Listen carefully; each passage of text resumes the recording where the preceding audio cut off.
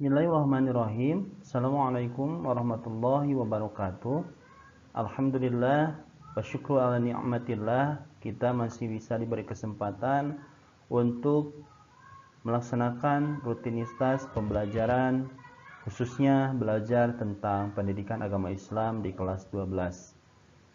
Dalam kesempatan kali ini, kita akan membahas tentang iman kepada qada dan qadar.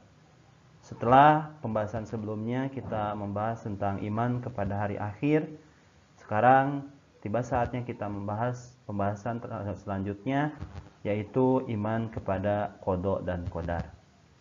Mudah-mudahan apa yang akan kita laksanakan dalam pembelajaran kali ini diberikan kelancaran dan hasilnya mendapatkan ilmu yang bermanfaat.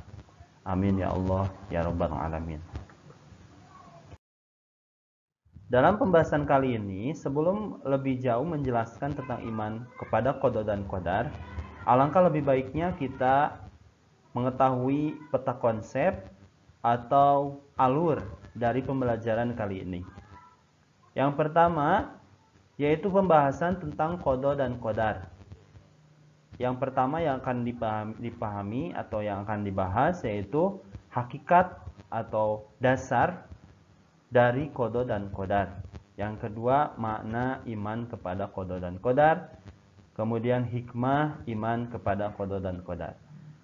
Nah, ketiga pembahasan ini kalian harus meyakini, harus yakin kepada qada, ketentuan Allah ya, qada dan qadar, ketentuan Allah baik yang baiknya ataupun yang buruknya. Harus dipahami dan diyakini. Nah, setelah itu, apa yang harus kita lakukan setelah memahami itu semua? Yakni kita mempunyai semangat dalam bekerja, dalam belajar, dalam apapun yang kita lakukan harus didasari dengan semangat, supaya hasilnya lebih memuaskan dan kita termasuk orang-orang yang beriman kepada qada dan qadar. Nah, kompetensi dasar yang harus kalian pahami yaitu meyakini adanya qada dan qadar, pasti ya, yakin.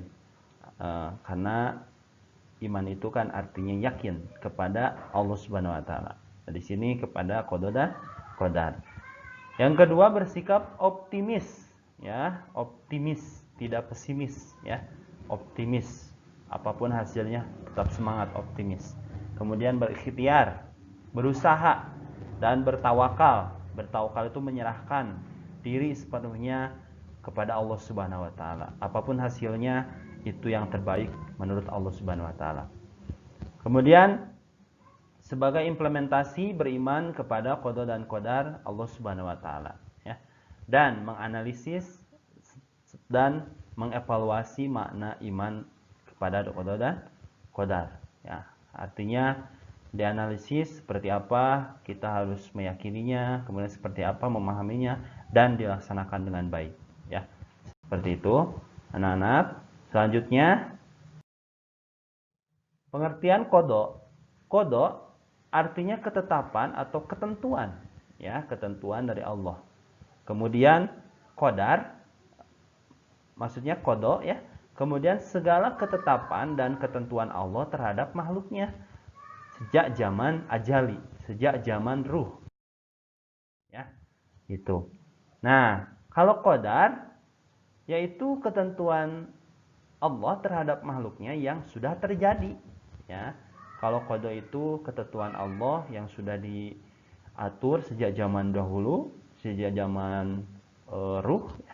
Nah, kalau qadar ini yang sudah terjadi, ya, terjadinya ketetapan Allah itu disebut takdir.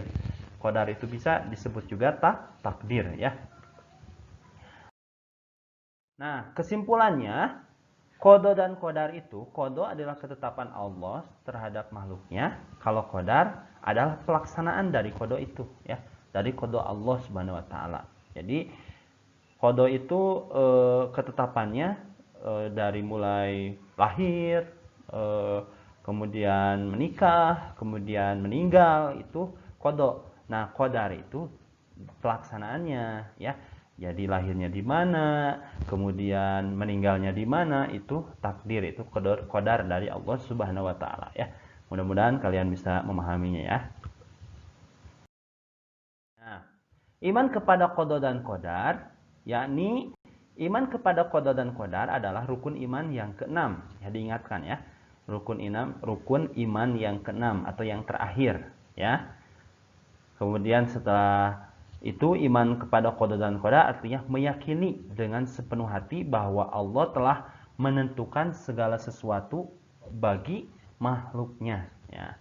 Jadi kalian harus yakin bahwa segala sesuatu yang terjadi di muka bumi ini itu atas kehendak Allah Subhanahu wa taala, dan kalian harus selalu berhusnudzon kepada Allah Subhanahu wa taala.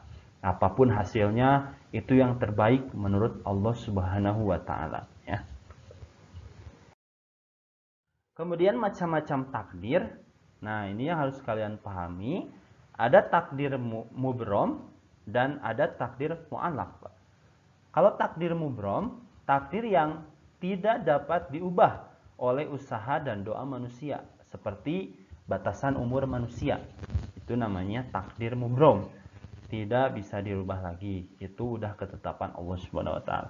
Kalau takdir mu'allaq, takdir yang dapat berubah karena usaha dan doa manusia, seperti kebodohan dan kemiskinan. Ini kebodohan bisa dirubah ya. Dengan cara apa? Dengan terus belajar, dengan terus berusaha, insya Allah kita akan berubah yang asalnya bodoh menjadi pintar ya.